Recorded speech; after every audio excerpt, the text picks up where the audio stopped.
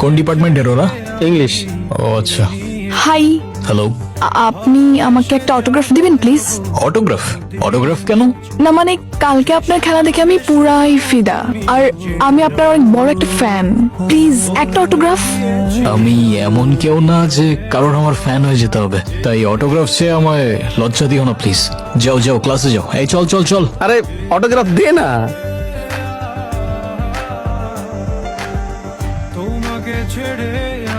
Sir, আসসালামু আলাইকুম sir. ওয়ালাইকুম আসসালাম, আসো আসো। Thank you sir. Sir, sorry to interrupt sir, কিন্তু একটা ইম্পর্ট্যান্ট অ্যানাউন্সমেন্ট করার ছিল।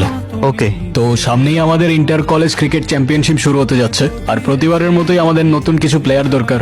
সো তোমাদের মধ্যে যারা ইন্টারেস্টেড আছো, গিয়ে নোটিশ বোর্ডটা চেক করবা আর ওর সাথে কন্ট্যাক্ট করতে পারো।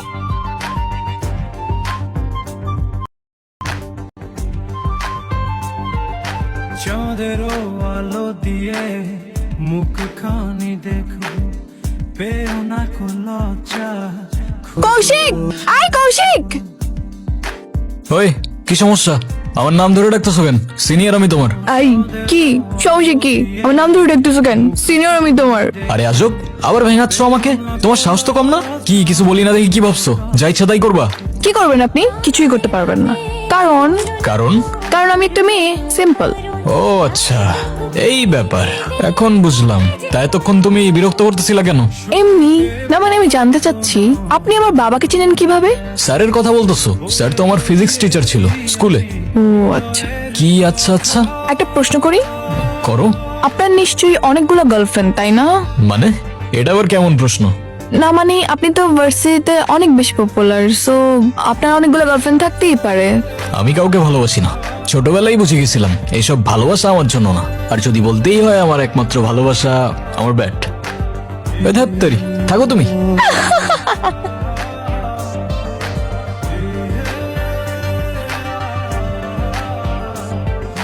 টিপ টিপ বৃষ্টিতে কি যে ভালো লাগছে, হৃদয়ের কথা গুলি শীষ দিয়ে ডাকছে।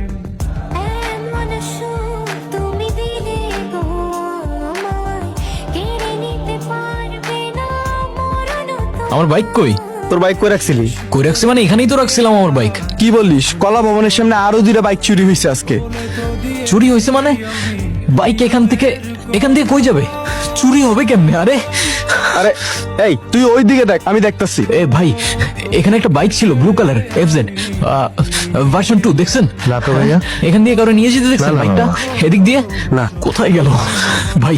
ভাই ওইদিকে একটা বাইক ছিল ব্লু কালার, ভার্সন 2 এফজেড, দেখছেন আপনি? না। কাউরে নিয়ে যেতে দেখছেন এদিকে? না না, আমি কলা ভবনের সামনে গেছি, ওইখানেও বাইক নেই। আমিও তো খুঁজে এলাম। কি হয়েছে? কৌশিকের বাইক খুঁজে পাচ্ছে না। কি হয়েছে? বাইক পেয়ে যাবা, চিন্তা করো না। বাইক নামি তো, ওই বাইকের উপর আমার ব্যাটটা রাখা ছিল।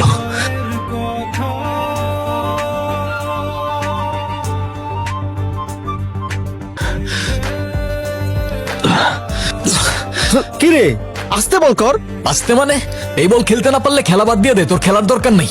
শোন, আমি তোর কষ্টটা বুঝতে পারছি, বাট এখন তুই থাম না প্লিজ। একটা সামান্য ব্যাটের জন্য এরকম করছো? নতুন একটা ব্যাট কিনে নিলেই তো পারো। ওইটা 8-10টা ব্যাটের মতো কোনো ব্যাট ছিল না, ওইটা ছিল আমার মায়ের দেওয়া শেষ গিফট। শেষ গিফট?